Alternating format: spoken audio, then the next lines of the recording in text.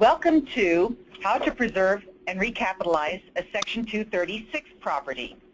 My name is Leslie Leach and I will be your host for today's webinar.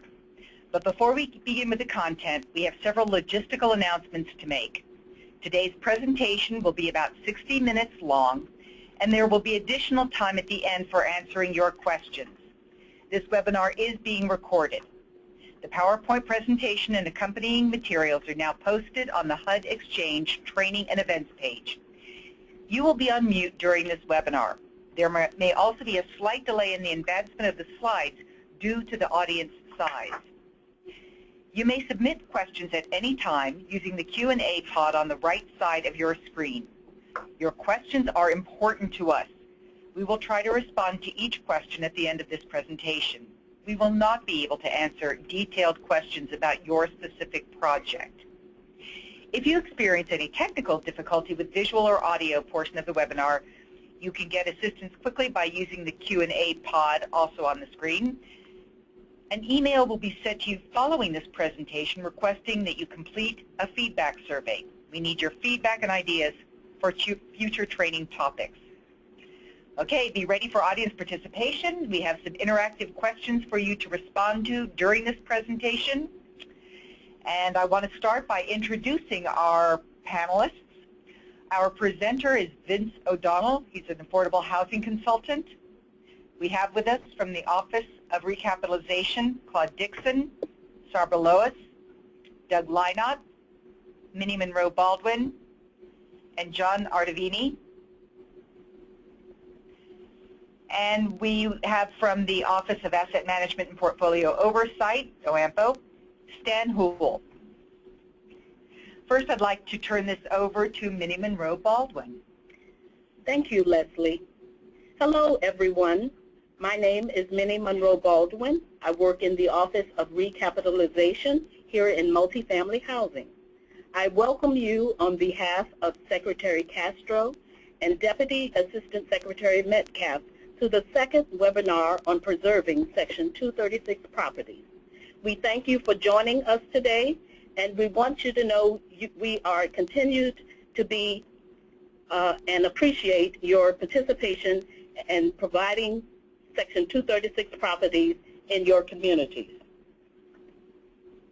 Launched more than 40 years ago, the Section 236 program successfully produced over 500,000 affordable housing units in roughly 4,500 properties. About 550 of them now are maturing over the next 5 years, and they are at risk of preservation. If they do not preserve before the mortgages mature, the options here at HUD essentially go away. That means that 103 families potentially are at risk of their rents being increased and potentially continuing to live in units that suffer from deferred maintenance. This is what motivates us, your HUD team, to continue working with you towards preserving these properties. Today's presentation is a deeper dive into the various HUD preservation tools. A lot of material is going to be covered, but we want you to know that the Section 236 Recap team, your account executives in your local offices, are here to help you and further guide you through the process. At the end of the presentation, you will hear about other resources being developed that will help you in preserving your preservation planning. Stay tuned, as these resources are coming your way very soon. Again, thank you for your commitment to preserving your Section 236 property. Thank you, Minnie. So let's get started. Let me introduce Vince, an affordable housing consultant serving as a senior advisor to Preservation of Affordable Housing Incorporated, with deep experience helping owners preserve and recapitalize their HUD-financed buildings. Vince, take it away. Thanks, Leslie, and thanks, Minnie, and welcome, everyone. We'll be organizing the preservation discussion today into 5 steps, shown on the slide here as being sequential to simplify the presentation. In fact, they interact in an iterative process. That would be, first, knowing your property and gathering information about it. Second, setting your preservation goals, choosing which options and actions you're going to take, applying for financing and HUD approvals, and finally implementing the plan for long-term stability of the property. After we present these steps, we'll go on to explain the resources available, and then we'll have the question and answer period at the end of the session. So the objectives of today's webinar are for you to be able to determine how to begin to plan for the preservation of your property, including identifying the best available resources to implement your goals. HUD has made a number of information resources available in concert with this webinar. I recommend that you go to the HUD Exchange Training and Events page for this webinar, and you'll see the resources that are listed here. Both today's slides and in the near future also posting the webinar recording. Also available today are a checklist that will help you gather information about your property, and a resources and tools list that includes hyperlinks for in-depth information and source documents on many of the topics that we will touch on today. Also, a 236 preservation guide will be available soon. It will provide additional detail on all the topics discussed in this webinar. HUD also has a suite of resources on the HUD Exchange to help board members and owners get started on their strategy, a webinar, a fact sheet, and a glossary. So let's go to step one, knowing your property. We're going to talk about the ABCs of knowing your property: financing, rental assistance, and capital needs and reserves. And remember that one of the handouts that I just mentioned that go with this webinar is a checklist that will go into more detail on what information you should be gathering about your property to support the preservation process. So to get started, first we should review how the Section 236 program works, so we have common language here for the rest of the webinar. HUD provided interest subsidies, known as interest reduction payments, or IRP subsidies, when the Section 236 properties were first developed. These reduced the net payments on loans that were made to private developers of low and moderate income multifamily housing. In return for the lower overall debt service, HUD required the assisted property owners to lease their units to low and moderate income families and seniors that HUD approved cost-based rents for the term of the 40-year mortgage. These terms are memorialized in the Section 236 regulatory agreement that is coterminous with the first mortgage loan. Some of the 236 loans, typically limited dividend owners, could be prepaid after 20 years. That's important, as we'll see later, because of the connection between continuing the 236 loan and continued affordability. The affordability at some properties was lost when owners exercised their right to prepay loans after 20 years, which terminated the regulatory agreement. However, others took ELIPA or LIPRA incentives to preserve instead of deregulating, and still others have not prepaid, largely because of a prepayment lockout. All 236 properties were financed with either private lenders with FHA-insured loans or with State Housing Finance Agency loans. And the owners are nonprofits, for-profits, and cooperatives, and they serve both families and seniors. So let's get on to the information gathering. The first step is financing. And this slide shows the kind of information you're going to want to have about your financing documents. I want to highlight a couple of things here that we haven't talked about. You see here flexible subsidy loan documents. Some properties took advantage of a program called flexible subsidy, which consists of subordinate debt held by HUD. We'll talk more about that later. Also, I mentioned properties that were preserved earlier under ELIPA or LIPRA. Those properties may still be in need of additional preservation actions in order to make them sustainable for the long haul. And in particular, ELIPA properties are truly at risk because all HUD regulation will go away at the end of the original 40 years, which is coming soon if it has not already come for those. So it's important here just to highlight a couple of information things. You need to know when your Section 236 loan matures and how many months are left on your IRP subsidy. Second information category is rental assistance, and you're going to want to gather all the documents that are related to whatever form of rental assistance that you have. Some 236 properties can have units both with or without project-based rental assistance. When the mortgage subsidy programs were first developed, they did not include rental assistance. That was added later in order to enable the properties better to serve extremely and very low-income families. And so the kind of information you're going to need that you're going to get from your rental assistance documents would include the expiration date, the mix of subsidized and unsubsidized rents, as in subsidized with rental assistance or not, what the rent structure is, what the rent roll is, and with the tenant share, and the portion of the rent that's paid by the subsidy. And your documents should not only include your most recent renewal documents, but the original contract documents from the very beginning of the rental assistance. Finally, moving on to capital needs and reserves, the first thing you need to do is to really understand your current REACT score. HUD's Real Estate Assessment Center, as you know, will give a score to the property and for the capital status and indicate whether the property needs immediate repairs. You're also going to want to know if your property's current replacement reserve account balance and the schedule of future deposits together are adequate to address upcoming capital needs. In order to do that, you will need to obtain a capital needs assessment, which is a third-party study of the property's upcoming capital replacement needs. It will tell you what upfront repairs you need, as well as capital improvements over time that are needed to ensure your property's long-term viability. And be aware that, of course, a REACT inspection is not a substitute for a capital needs assessment. From time to time in this presentation, we're going to stop and review what you've learned using, as a review instrument, a hypothetical property we're calling Main Street Apartments. And so here's the case that we've built here just to allow us to refer to some of the learning points in the webinar. And you'll see we've chosen a property with a particular form of facts about financing and current rental assistance and capital needs. The loan will mature in 2017, which means it only has about 30 months left in its IRP subsidy.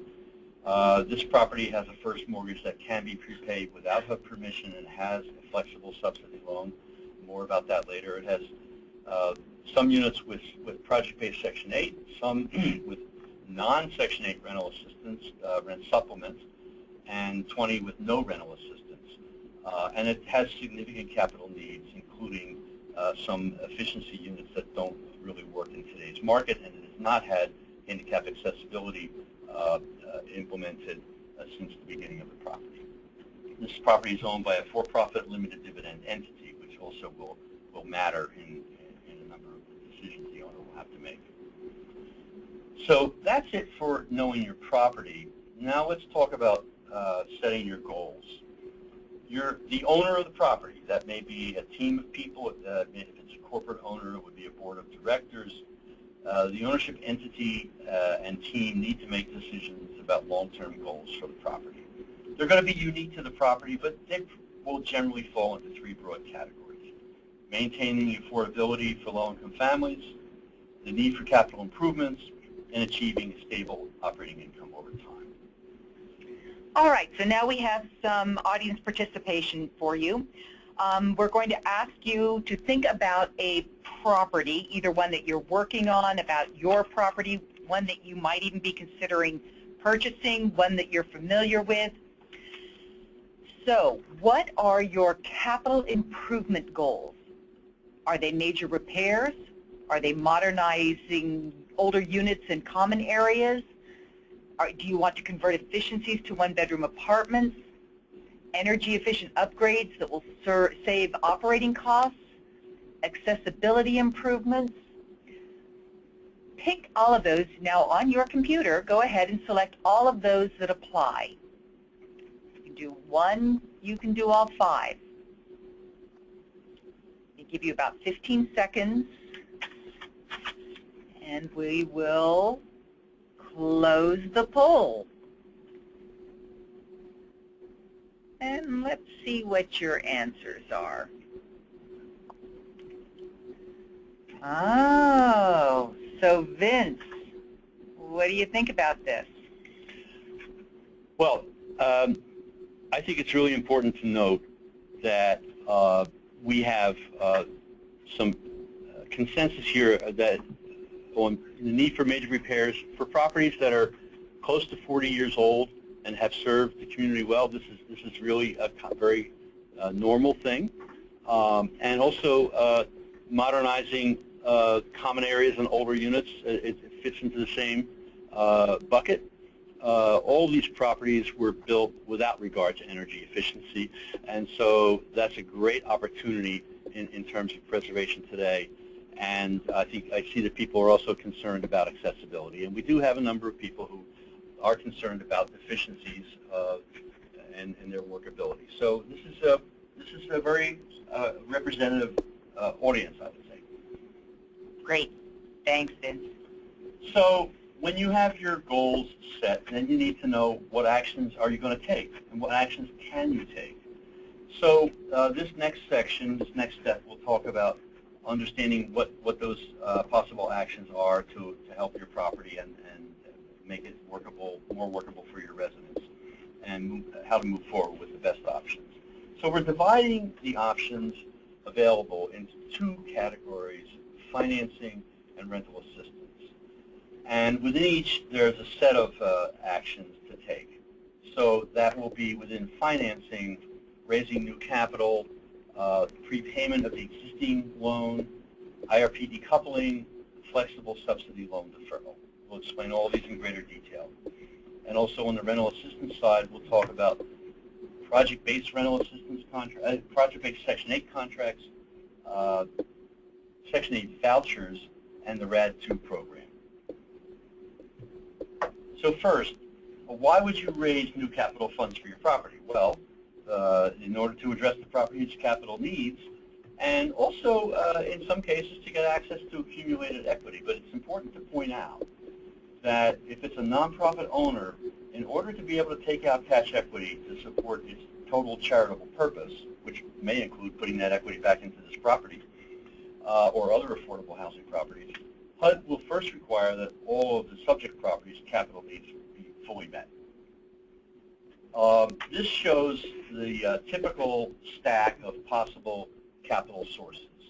And as you can see, there are many, many options available on the debt side, on the equity side, on subordinate debt, and grants.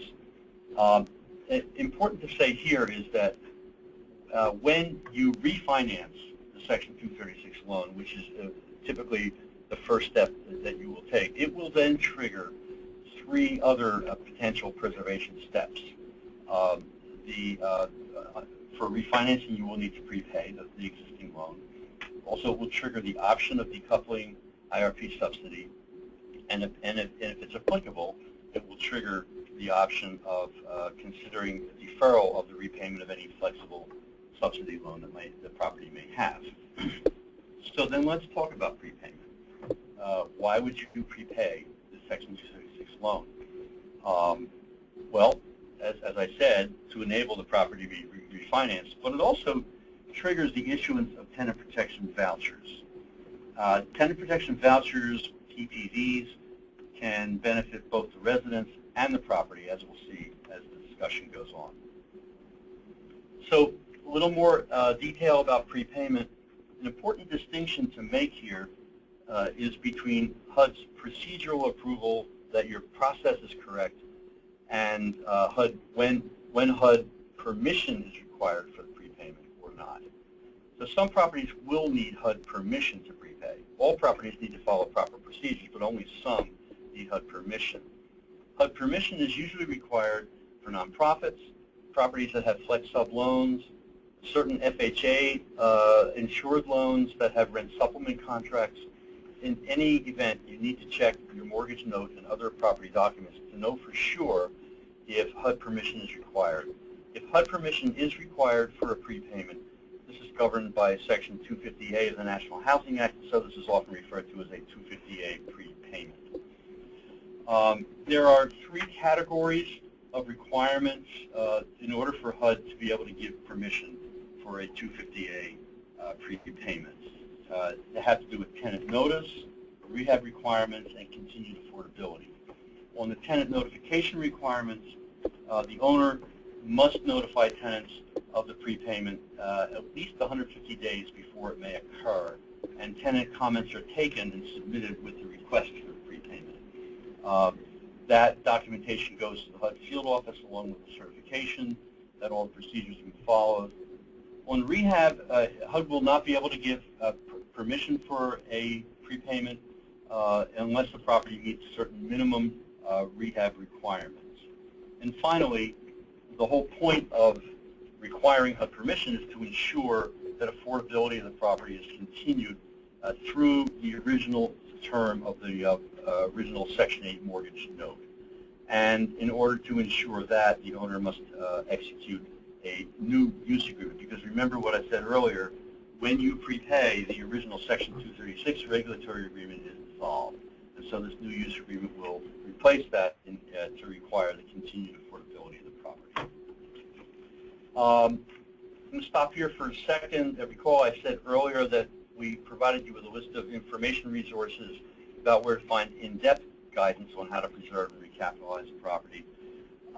The resources and tools guide is where that information will be listed, and this is an example of what we do in that guide.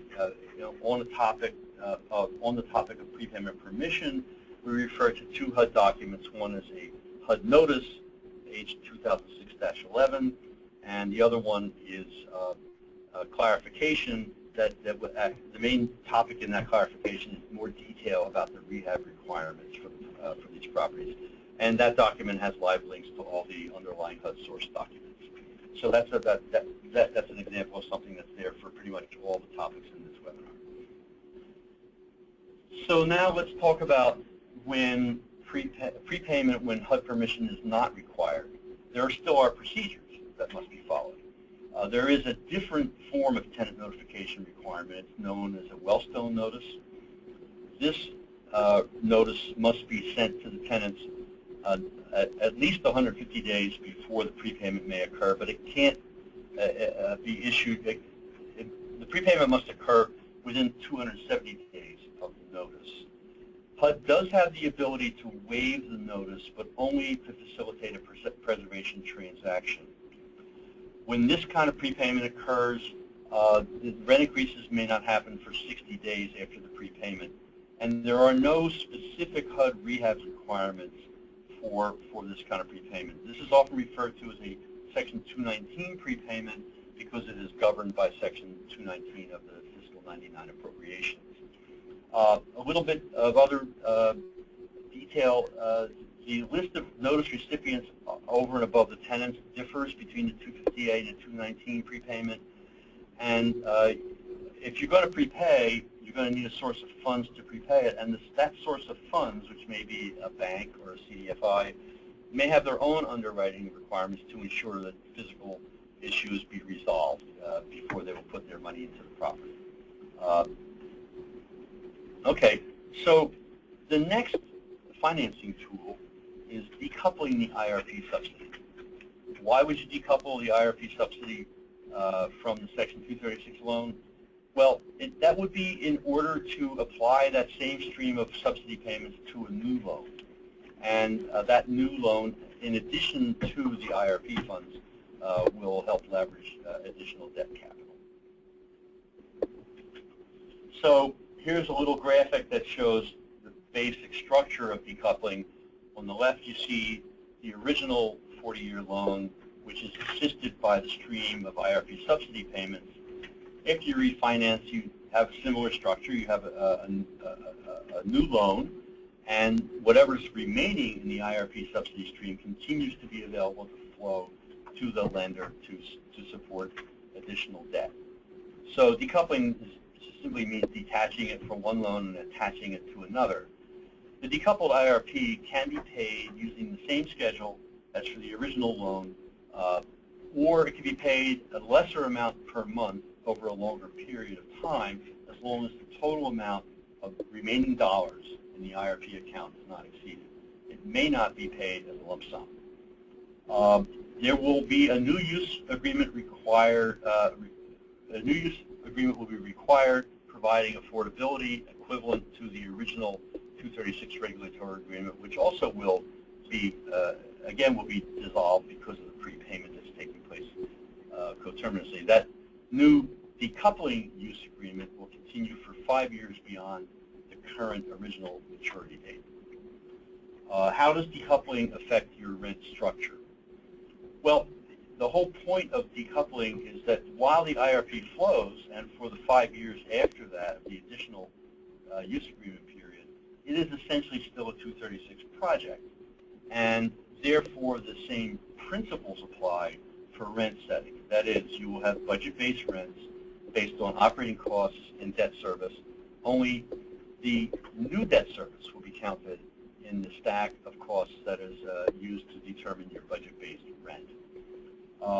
Your rents will be capped at comparable market rent less the IRP subsidy, but HUD can waive that IRP offset for feasibility reasons in certain circumstances.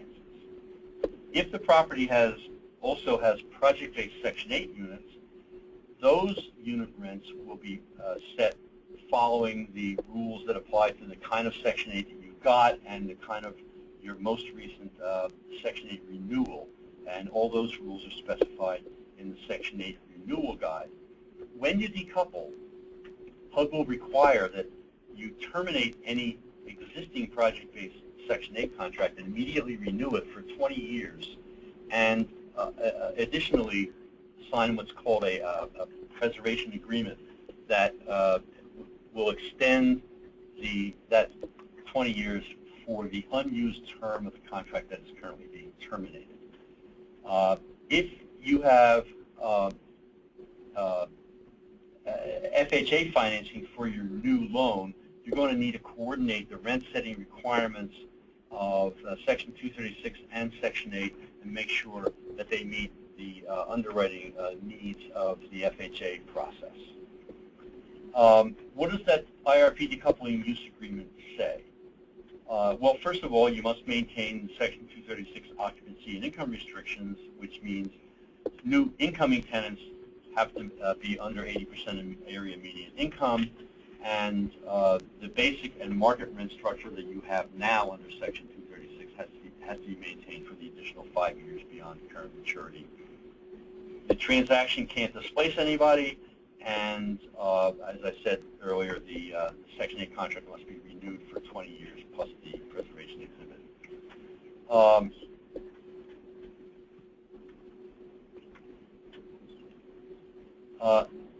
IRP decoupling also affects distributions. Normally, in the current regime, if you're a limited dividend or for-profit owner, your distributions can be 6% of equity that's stated in your original loan documents. Nonprofits can never have distributions, so this discussion only applies to limited dividend owners. HUD permits the distribution to be increased to 6% of the adjusted new equity. What do we mean by new equity? Well, if the preservation transaction and decoupling are part of a larger transaction involving, for example, low-income housing tax credits, or if there's a long-term deferred developer fee or owner cash coming into the transaction, that all will be counted as new equity against which the 6% distribution will be calculated. The distribution will not include grants and soft loans as a basis for new equity. If there is no new equity, the distribution is restated as 10% of the new mortgage amount. As is currently the rule, distributions can only be taken from surplus cash, although the potential to receive the distribution is accumulated from year to year if you don't actually take it out. The distribution will not be built into your budget-based rent stack. However, in a decoupling transaction, the budget-based rent stack does include commercially reasonable debt service coverage, and that provides room in your budget to receive a distribution if you earn it through your actual project performance.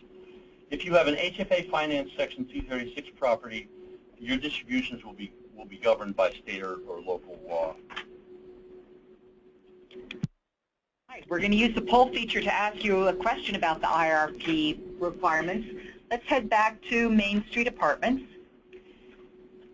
Main Street Apartments will decouple its IRP and apply it to its new financing. All right, there are 4 statements here, and you're to check all of them that are true. The new lender will receive the remaining IRP payments from HUD. The use agreement continues 5 years beyond its original Section 236 term. The decoupling allows the owner to end their Section 8 contracts, and/or you must follow the Section 236 budget-based rent setting requirements. So check none, one, or all of them based on what you think you remember. We'll give you a few more seconds to think about it and to check. And we'll now close the poll.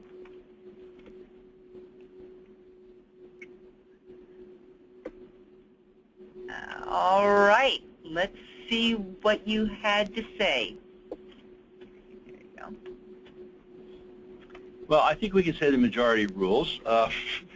It is, in fact, most people said yes, the new lender will receive the remaining IRP payments from HUD, and the majority said that the use agreement will continue for 5 years beyond the Section 236 loan term. It is not the case that decoupling allows termination of the Section 8 contract. In fact, it requires a minimum 20-year extension. And most people also did agree that after the decoupling, budget-based rent setting, rent caps, and rent increase procedures will continue to be required. Good job. Okay, so the final tool within the financing bucket here is deferral of flex sub-loans.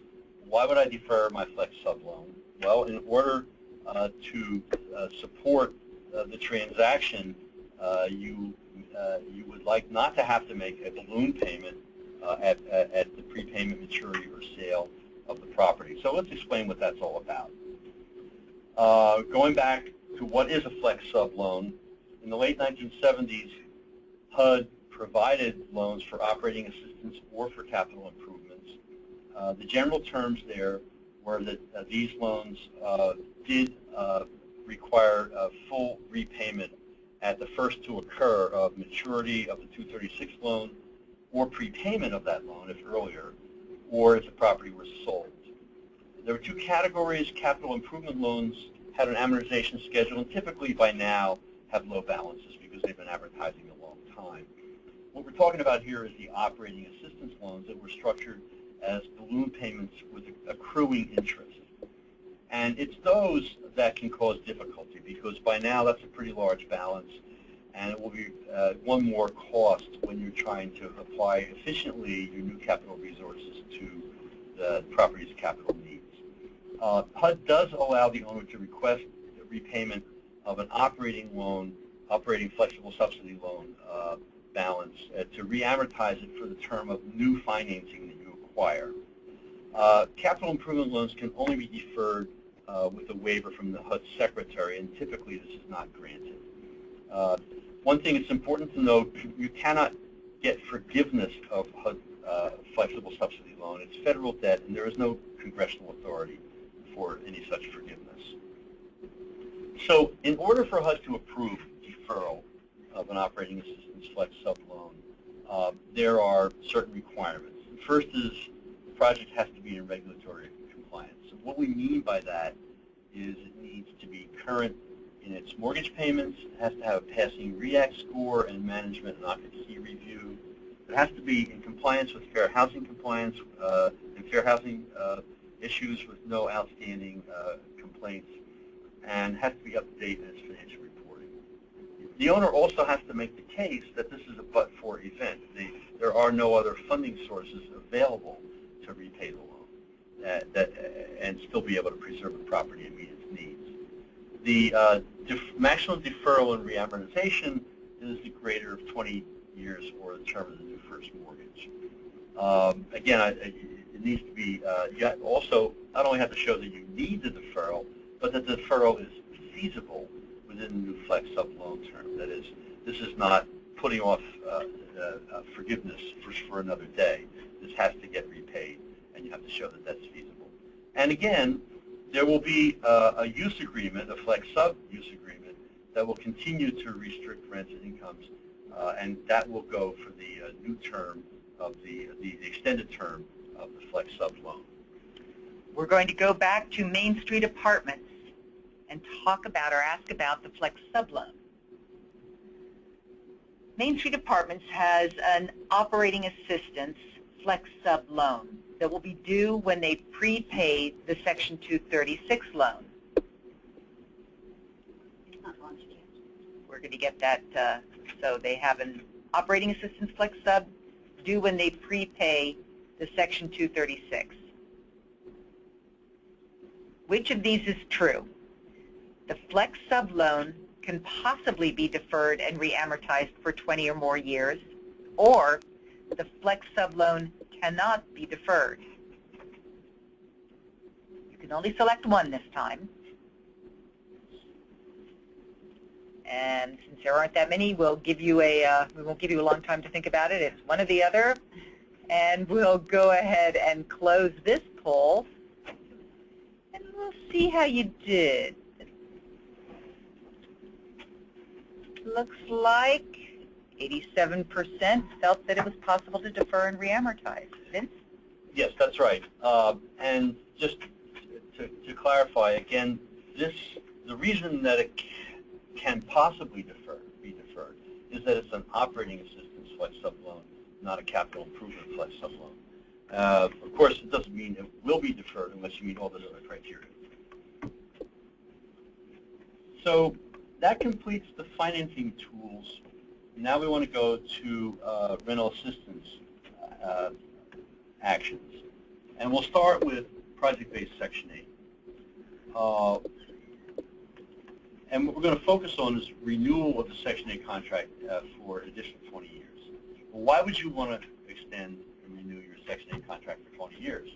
Primarily because as you're raising other capital for the transaction, lenders and tax credit investors expect a new 20-year commitment from you and from HUD for the continuation of the rent stream that the new financing is going to depend on. It's also possible under this renewal process to increase the rents to market level. And as you all know, if you own 236 properties, an originally financed 236 property is typically well below market rent at the present time. So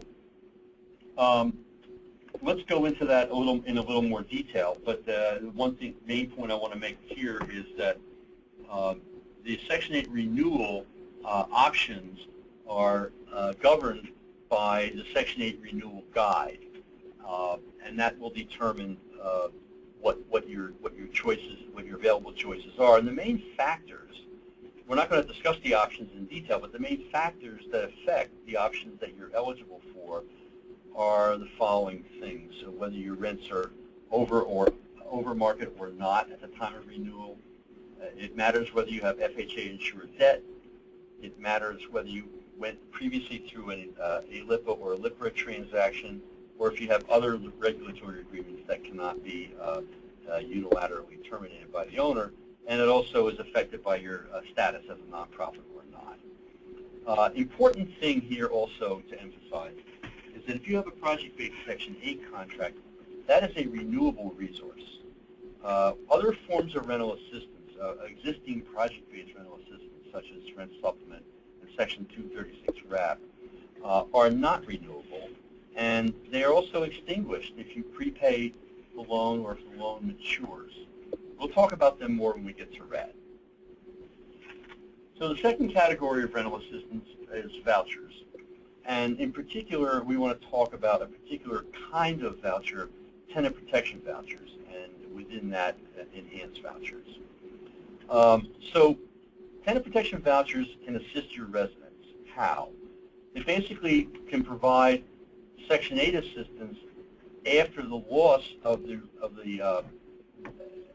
some other form of rental assistance, or if the Section 236 mortgage is being prepaid, and therefore the tenants no longer benefit from the Section 236 rent structure. TPVs, tenant protection vouchers, also enable tenants to avoid displacement due to resulting rent increases from a deregulation. So how do they get triggered? The ways that they get triggered are basically if a rent sup or RAP contract is expiring, if a project-based Section 8 contract is expiring and not renewed, or if certain 236 loans are prepaid, the ones that do not require HUD permission for prepayment, or in properties with flex sub, those two kinds of prepayments. Prepayments that don't require HUD permission and prepayments in flex sub properties will trigger tenant protection vouchers. What are some basic characteristics? All TPVs are issued through a public housing authority. That could be your local public housing authority. It also could be a state agency with PHA authority. It could be a regional PHA that has a voucher program. It could be a local moving to work PHA that is authorized to use its regulatory flexibilities in other jurisdictions. TPVs, like all vouchers, are portable, but in preservation transactions, they may be project-based in certain circumstances.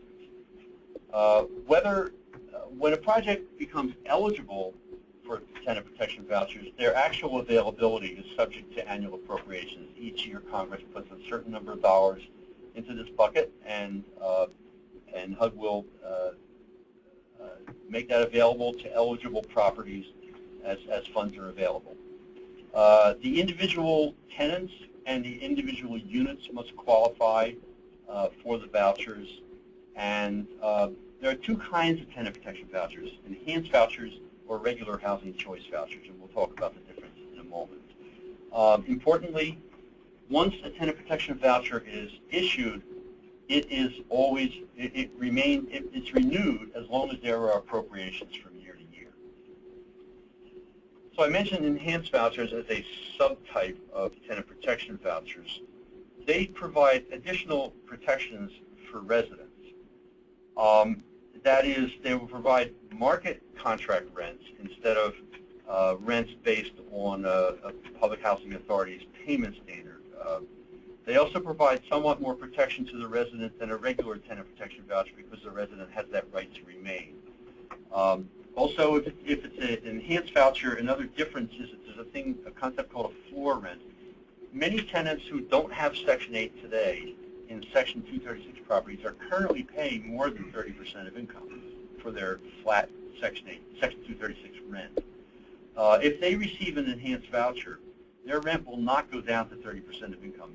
The minimum rent is the current rent, so that will continue. However, if their income goes down in the future, then they have the opportunity for adjustment downward for hardship.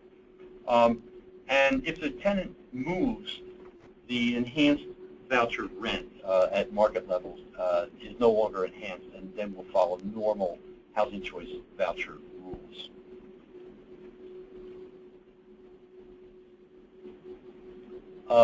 There's another way for a property to receive tenant protection vouchers if it doesn't meet any of the other triggers that we talked about before. Remember, the triggers that we've mentioned so far are that a prepayment of a 236 loan that's subject to Section 219, or a prepayment in a property that has received flexible subsidy, or a non-renewal of a Section 8 contract. If your property doesn't meet any of those criteria, HUD currently still has limited competitive funds to have access to enhanced vouchers or project-based vouchers.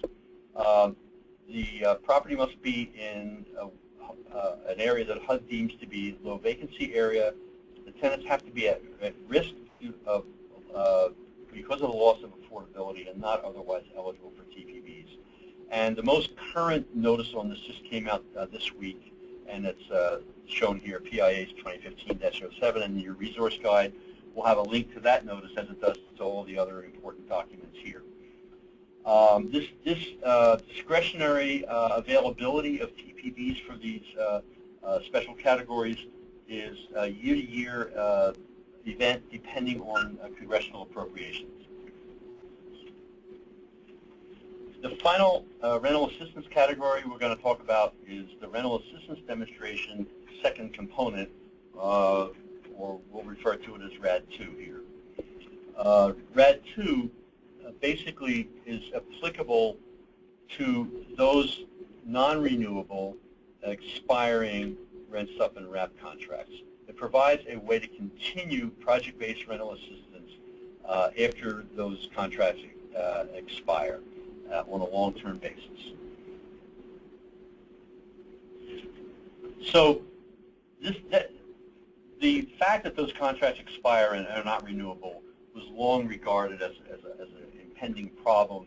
They were referred to as orphan rental assistance subsidies, and the RAD legislation enables this problem to be solved. There's no longer a loss of continuity of project-based rental assistance. So when the event happens that terminates the rent sup or RAP contract, the tenants will be issued tenant protection vouchers. That has been happening for some time. What RAD2 does, is it allows those tenant protection vouchers to be converted to a project-based format, either project-based vouchers, which will be administered by a local housing authority, or a traditional project-based rental assistance or PBRA contract, similar to your existing project-based rental assistance, administered by HUD. The program has been extended by recent legislation to eliminate its previous sunset, and applications for RAD are submitted on a rolling basis, and the RAD notice is also contained in your resource document. The RAD makes this possible by providing exceptions to certain normal project-based voucher rules.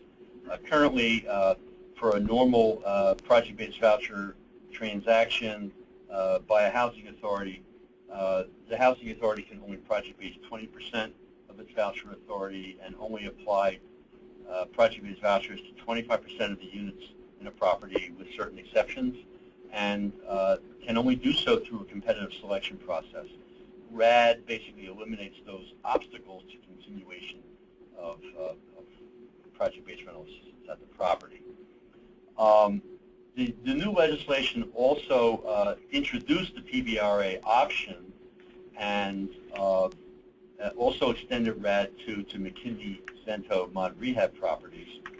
And new RAD guidance is forthcoming, but in the meantime, the notice in the link here is the appropriate notice, and we will update the document when the new RAD notice comes out.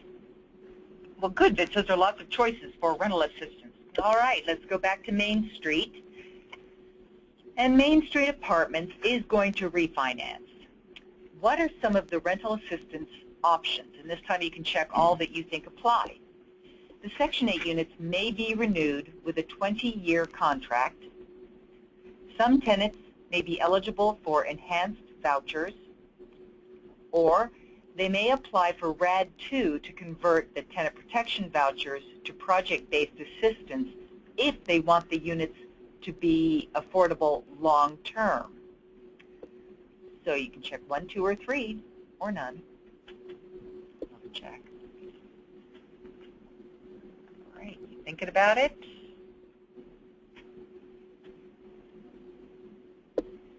All right. We will now close the poll and see what you said.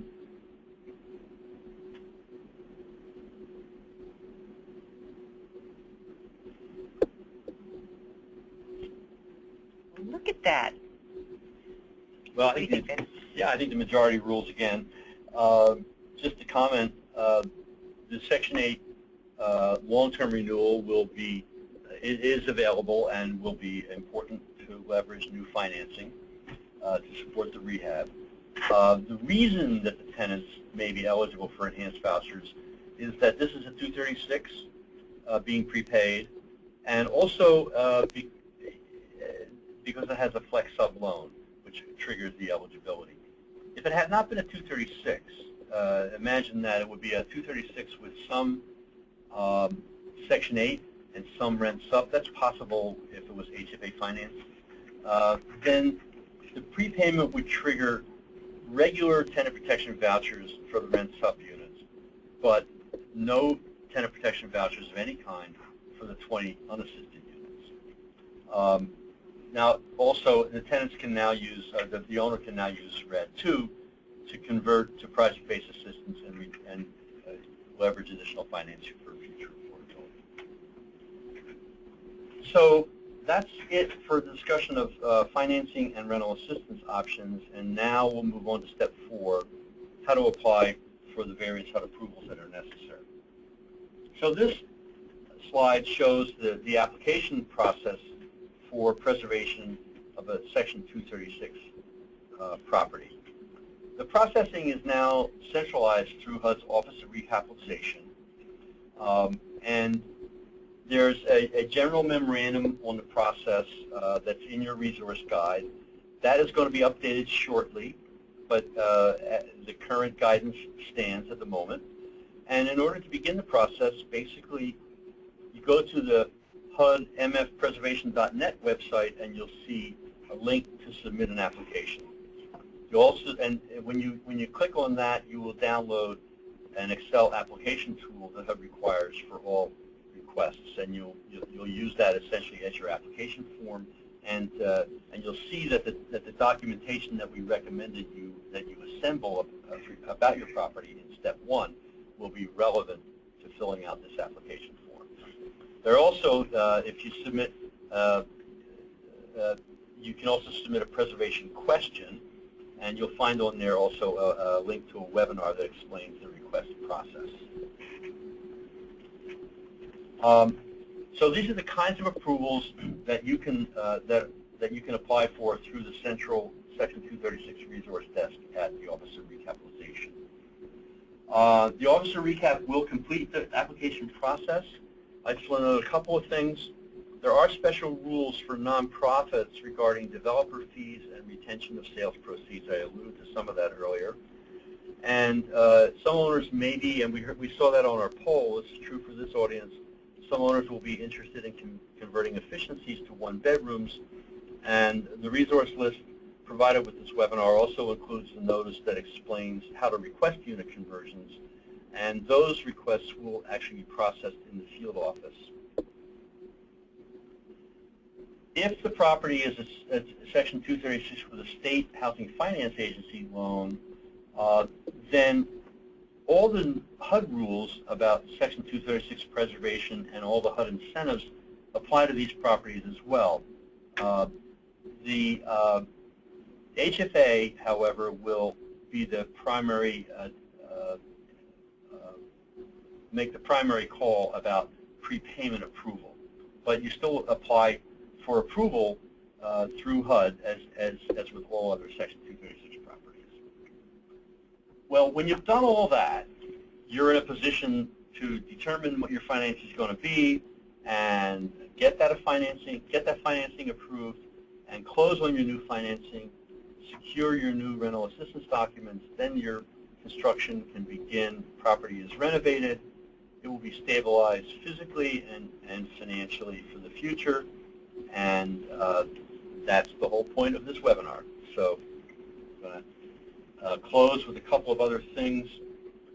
We often get a question, what if the loan is maturing soon or has already matured?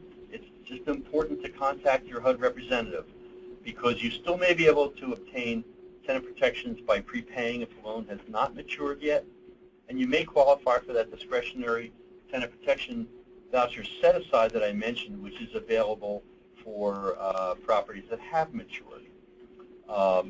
And you still can always renew your Section 8 project-based contract if you have an existing contract now.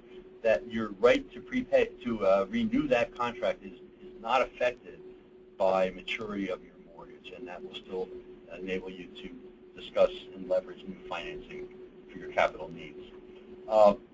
Also, at the beginning of your process, no matter where you are in terms of maturity, you want to contact your HUD account executive or project manager, basically your HUD representative, or you can email the Office of Recap at this link shown here, 236preservation@hud.gov, with any questions you have. They'll help you get started. They may be able to direct you to sources of pre-development costs, sources to support your pre-development costs as well. So talk to HUD early and often, and I want to now go to some of the resources provided by HUD on the HUD Exchange. You see here a number of things. I want to emphasize that if you subscribe to the multifamily preservation mailing list, you'll receive emails about anything new in relevant to preservation, new tools, new training opportunities, and more information about that is available on the resource list as well. Also coming soon from HUD, a number of things. On the technical assistance side, there's some new documents, including the Section 236 Preservation Guidebook that I mentioned several times, that is a more detailed description of all the tools and processes we described in this webinar today. And later in this year, HUD's going to have a series of preservation clinics or workshops. They're in the planning stages now and will take place in various places around the country. Again, if you're on the HUD Exchange list, you will be notified about those things. Also, new guidance is coming out on the 236 preservation process, new guidance on RAD 2, and new revisions to the Section 8 renewal guide will be coming soon. Wow, Vince, thank you. This was really helpful. I now know what I don't know, but at least I know where to go to find out what I don't know. This really completes the formal presentation about 236, but now we move into your questions, and this is the Q&A portion of the presentation. Julia Pearson is going to be leading us through the Q&A. Do a little moving around for a second. Sorry. And turn over to Julia. Hi, everybody. We're going to do questions. A number of people have submitted questions during the presentation.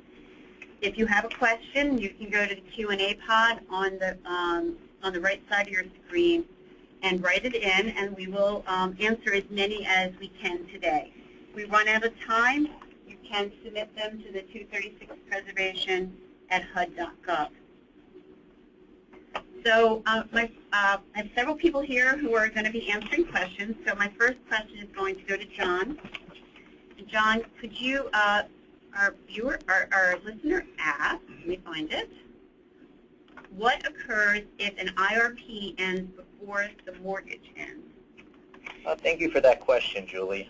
We do sometimes see this mismatch, and it can result from timing issues when the permanent mortgage began amortization after construction.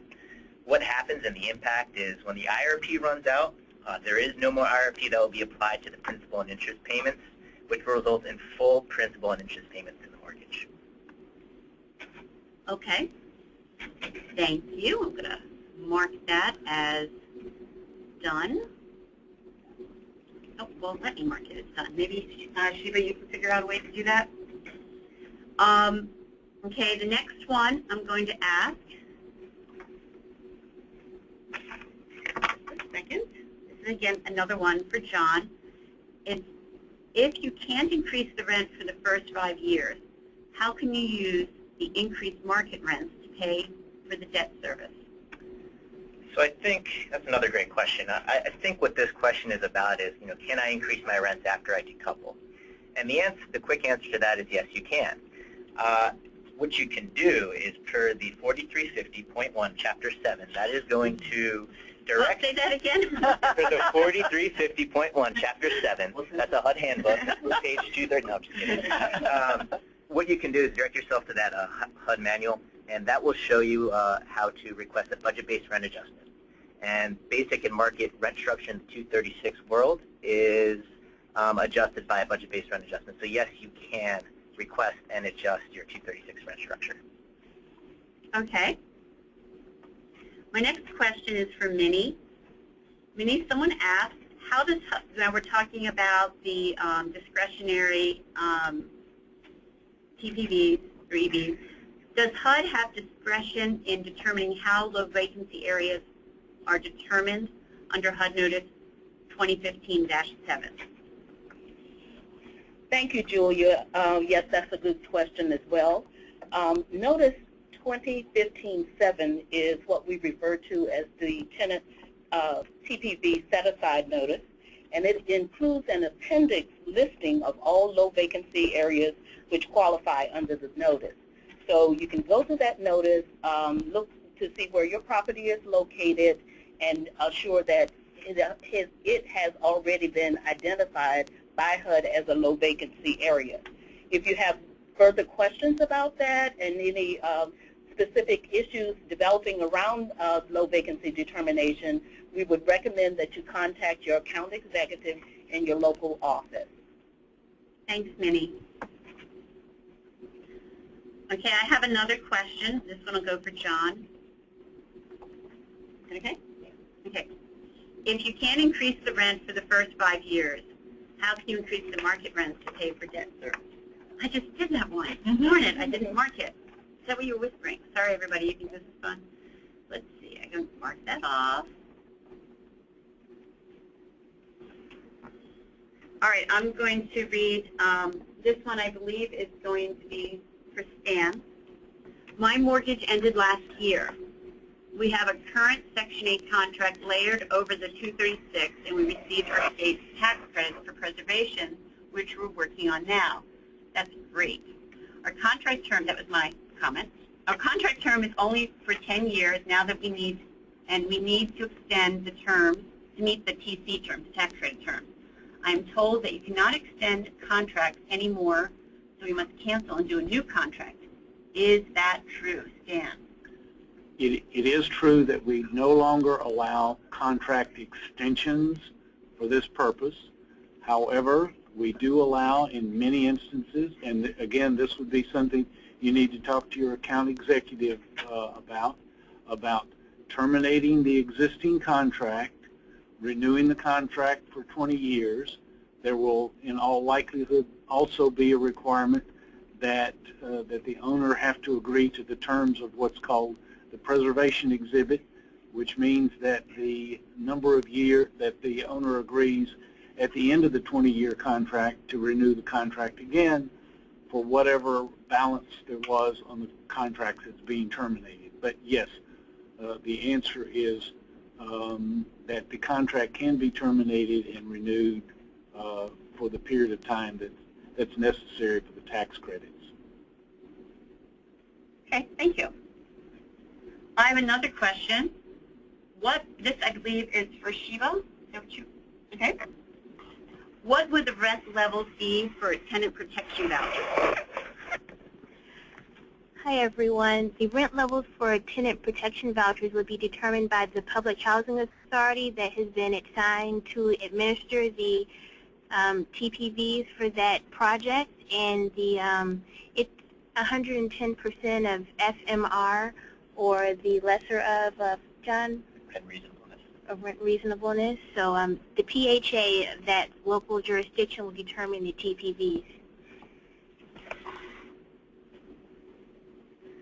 Okay. Sure, Vince, you have something? I just want to add, if the tenant protection vouchers are enhanced vouchers, then the rent will be a comparable market rent, but only if they're enhanced vouchers. Okay, I don't know who will answer this question, but I will put it out to you all. Can you go into more detail on the allowable rent increase after you prepay? Who wants to answer that one? Dan, you want to give that? Do you want to give that a try? Detail about the allowable rent increase after you prepay. That might be a 236 rent increase, or it might be a Section 8. So you want to start with the 236 answer? Yeah, sure. Basically, again, your 236 rent increase is going to be guided by a budget-based rental adjustment. That budget-based rental adjustment you're going to supply to your HUD account executive or someone to your headquarters who review that, and your increased amount will be based on different operating expenses and the debt service requirements. It's a very good question, because when it challenges us around the room, that means it's a very good question. The answer related to the Section 8 program is, of course, it depends. And it depends because it depends on which option the project is operating under. It could be an OCAF adjustment that would adjust rents. If it's a renewal, it depends on the option it's being renewed under. It could, the rents could go to market, or if it's a different option too, it could be market driven but still adjusted by a budget, or if it's a different option, then it might be the lesser of test. So really the answer for Section 8, unfortunately, is it depends.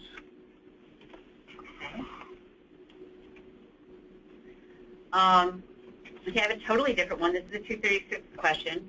If it's a nonprofit and the 236 expired without a loan, are there any additional affordability restrictions? Can you repeat that question? If it's a nonprofit and the 236 expired without a loan, are there any additional affordability restrictions? It sounds to me like that property is no longer regulated unless there was some other regulatory document that survived the HUD regulations. Once the Section 236 loan matures, whether it's a nonprofit or a for-profit, the HUD regulatory agreement dissolves. So unless there was some additional regulation, perhaps by a state or local loan or zoning variance or property tax agreement of some sort, the HUD regulations would be dissolved. Okay. Now I have one. I'm not sure what the question is. I'm going to read out loud. We'll see if we can comment on it. 236 project that is prepaying an HFA, state agency mortgage, and terminating the HUD IRP. The project does not have Section 8, rent sub, or RAP. Can the owner apply for RAD 2? The owner is not looking to decouple. That sounds like it has multiple layers to it. So I'll take a stab at this, but what I didn't hear was that the project had a contract that is not renewable upon that mortgage prepayment. So RAD conversions are all about offering the option of getting a long-term subsidy at the project at the point of a prepayment or expiration of a rent supplement or RAP contract. So it sounds like without that, RAD 2 is not available in that scenario that you described. Okay. I have someone who's, you'll have to excuse me because I'm trying to follow this. Actually, it might be too complicated to answer because I see a part 1. I haven't found the part 2 in my list yet. So this person says, part 1, we're looking at a Section 236 that has Section 8 of 20% of the units. The remaining units are non-assisted. If this project goes through an IRP decoupling, are the non-assisted units eligible for TPVs?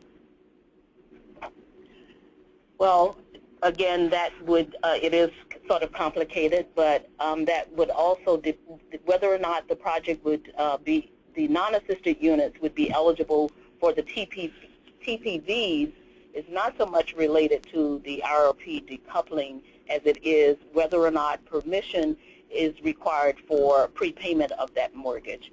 Again, I'm sure we went through that on one of the slides, and I'm not sure the number, but it specifically it was an attempt to address the fact that once you prepay, and it is a preservation eligible project, which means that HUD permission is not required, and on the HFAs, the HUD approval is not required, the project would then be eligible for TPVs. That's right. And if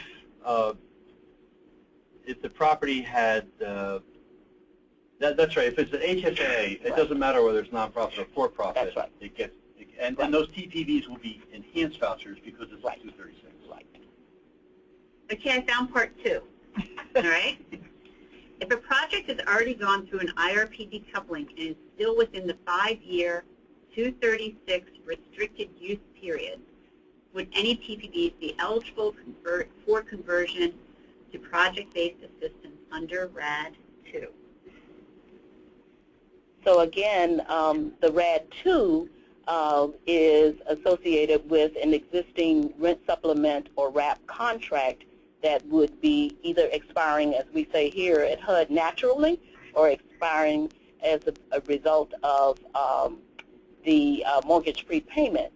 However, there could be a slight scenario where if you already had vouchers, you already decoupled, and your vouchers were already issued, and you do have a rent sup an active rent sup or RAP contract, then you could do possibly a retroactive RAD conversion.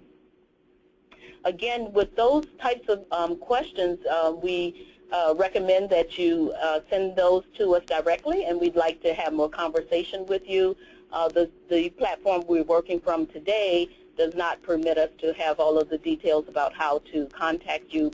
I believe we have your name, but not your contact information. So email us at 236preservation@hud.gov, and then we could have more conversation and hopefully address more accurately your question.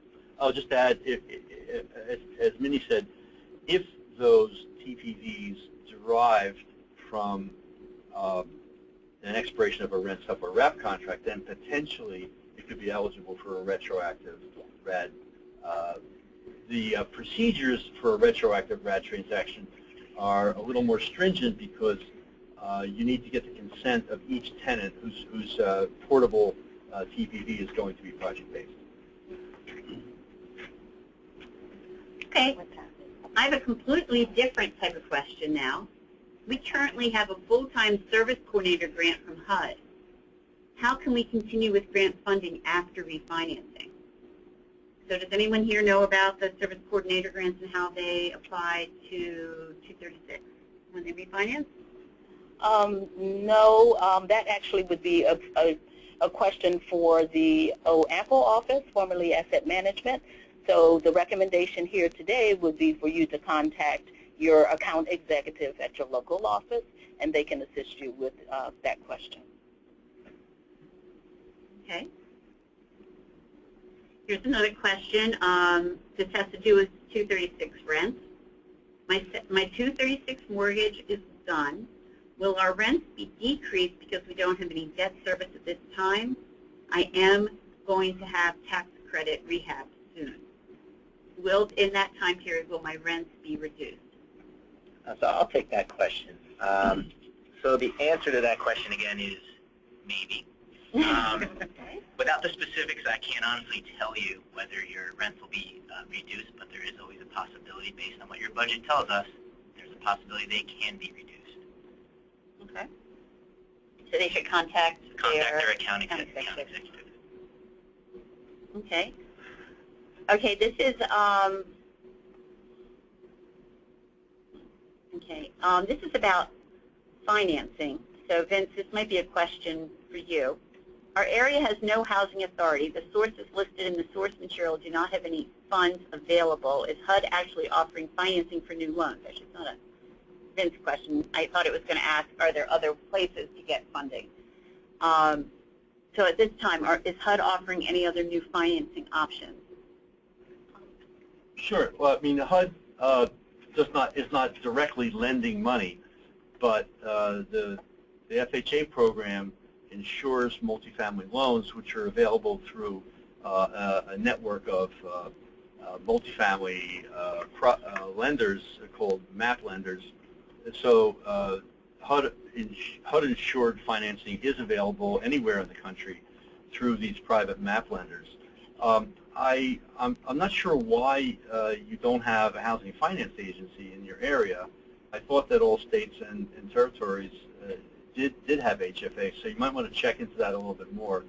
You can also go to lenders that originate loans that are backed by Fannie Mae and Freddie Mac. Also, we have the Housing Trust Fund, which will come through states next year, maybe. I've got my fingers crossed, too. Okay. Okay. Okay, this is a RAD 2 question. You mentioned the need for a physical condition assessment. If the property is entering RAD 2 as prospective, it just moved. So here we go. perspective, must that be the RAD PCA like those that PHA developments do?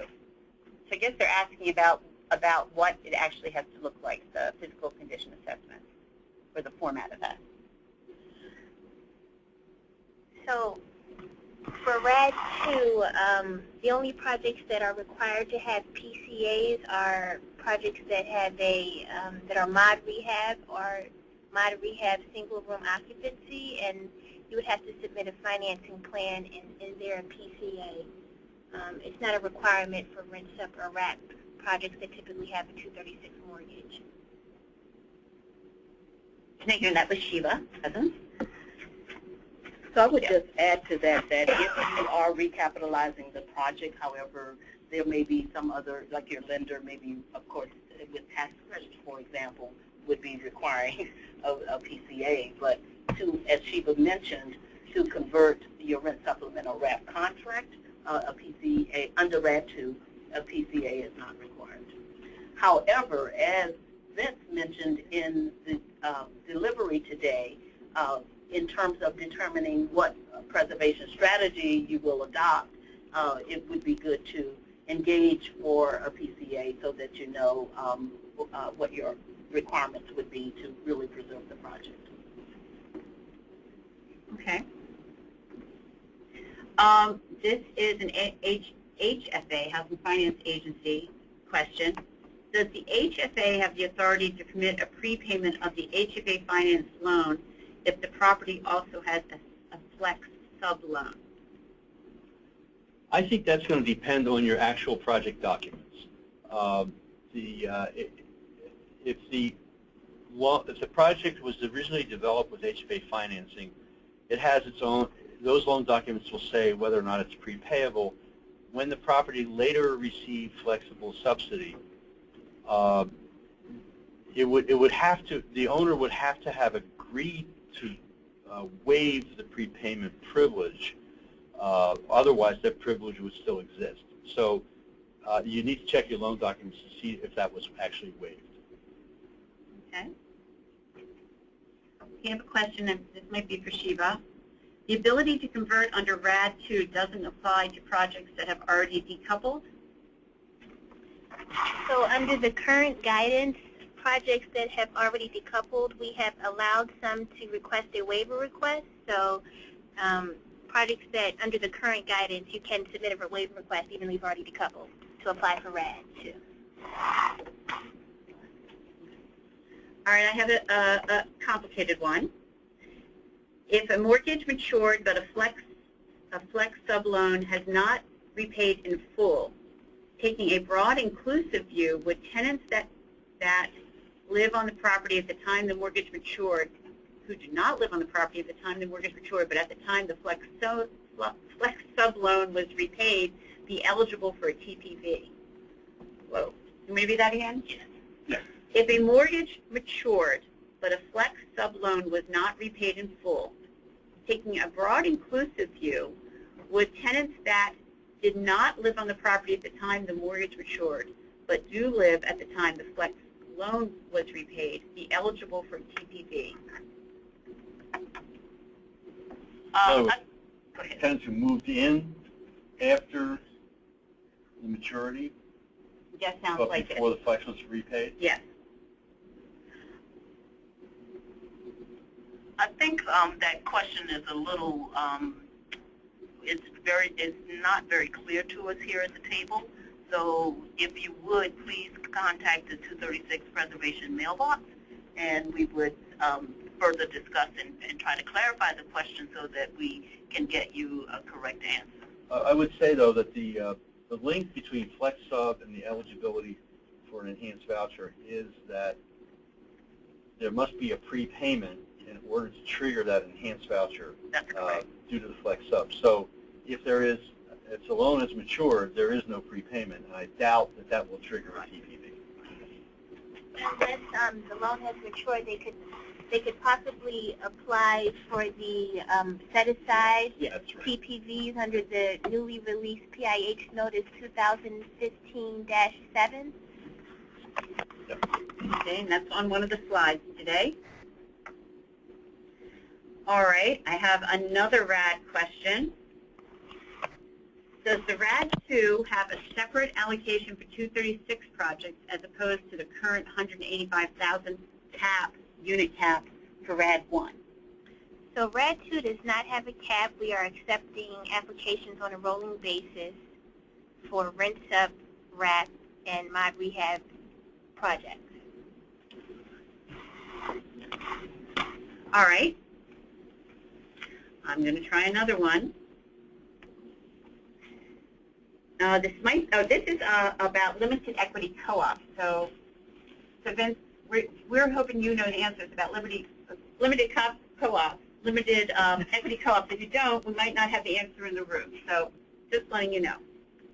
If the 236 project is a limited equity co-op, will HUD allow shareholders to have their share values repaid to them in return for converting project to rental apartments and extending the use agreement? Well, I'm not sure what converting to rental apartments. Oh, I see. Converting to rental apartments as in no longer being a co-op. I'm going to assume that that's what's meant. Okay.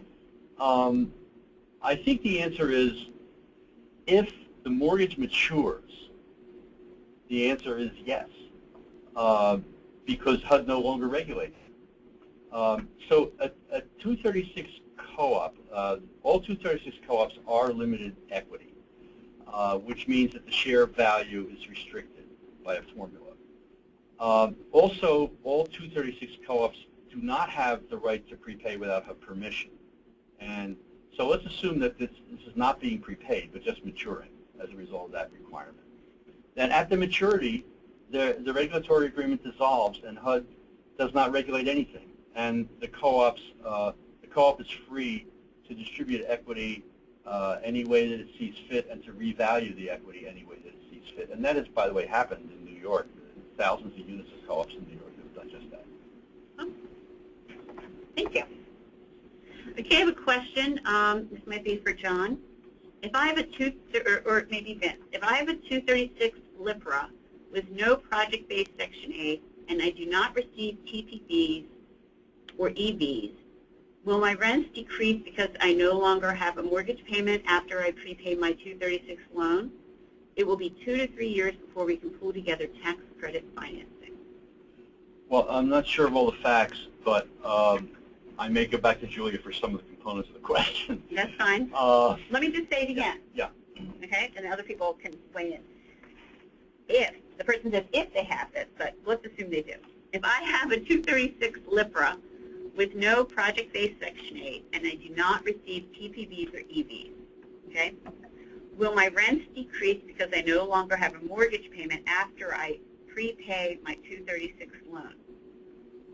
And then it said, and John, you kind of answered a question similar. Well, this one sounds like to me there's no more 236 mortgage at the property, and it's going to turn into a market unit, and No, that's now they have a LIPRA. So there's still going to be forever use agreement. Right.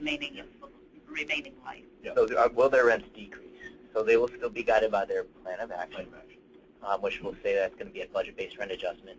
And I would say the person to give you the best answer is your account executive. Because the rents will very likely decrease because the budget-based stack won't have debt service in it. I'm not sure why you wouldn't get EVs, and if you're not going to get them, why you would prepay. But usually, LIPRA owners prepay the 236 in order to generate EVs to relieve the rent burden for existing tenants. By the way, this gives me a chance to say, in a situation like that, there often, even in a project that was preserved under LIPRA or LIPRA, there are rent burden tenants.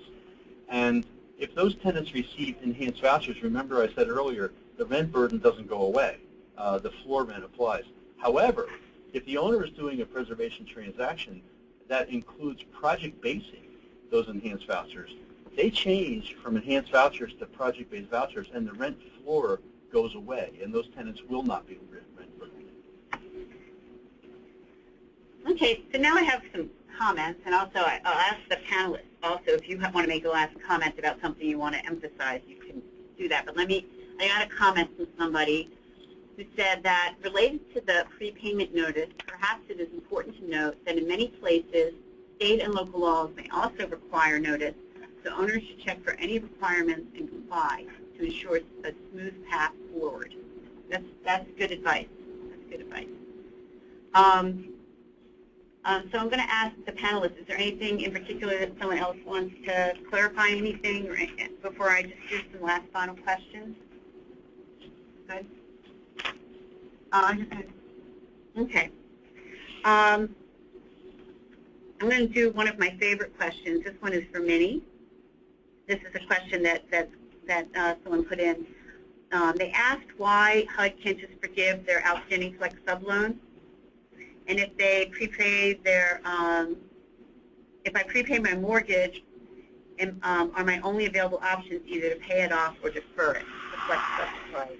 So I think Vince did cover this in one of the slides, and unfortunately, HUD does not have congressional authority to forgive federal debt.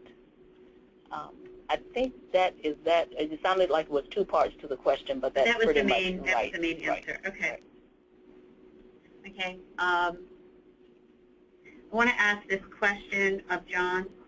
Someone asked if they said that about rehab requirements apply to receiving permission to prepay. Could you explain those requirements, and can they be waived? So I believe Vince did touch on this before as well, and this is a question in lieu to Section 250 mortgage prepayment, where HUD permission is required for the prepayment. And so one of those conditions for approval is that the project be rehabilitated, and there's 3 administrative requirements.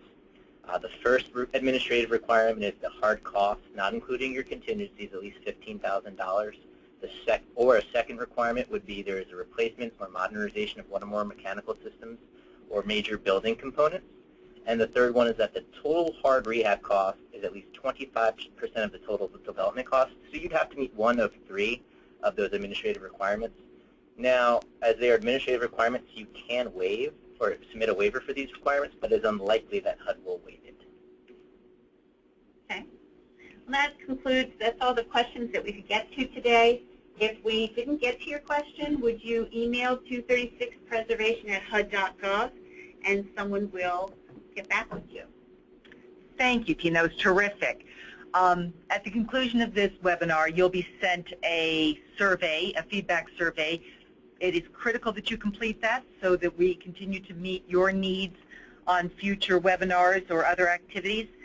Please also sign up for the multifamily preservation mailing list on the HUD exchange. Once you do that, you will start getting notices of information, training notices, and about the upcoming clinics/workshops that will be held mid to end of this year, where your one-on-one questions will be able to be answered. Always use HUD as a valuable resource in specific questions. And to all of you, good luck. Thank you.